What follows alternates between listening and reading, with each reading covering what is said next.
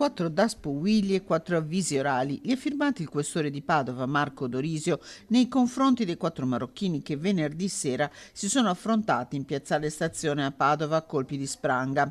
I 4 23, 24, 38 e 41 anni erano stati rintracciati e in seguito denunciati dai carabinieri dopo che alla centrale operativa era arrivata la richiesta di aiuto di un cittadino.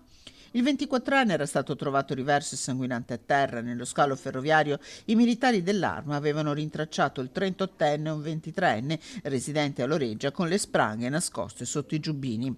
Anche il 41enne era stato rintracciato con le mani sanguinanti e coperte da tagli.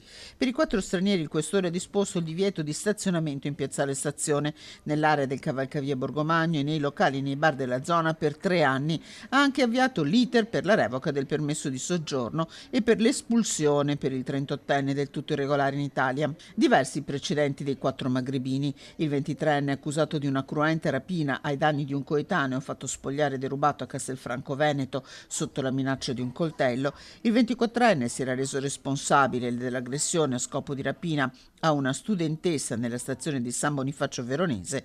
Per il 38enne diverse le condanne per furto e rapina, compresa quella commessa a Padova a febbraio nei confronti di un cittadino a cui erano state rubate le valigie in auto.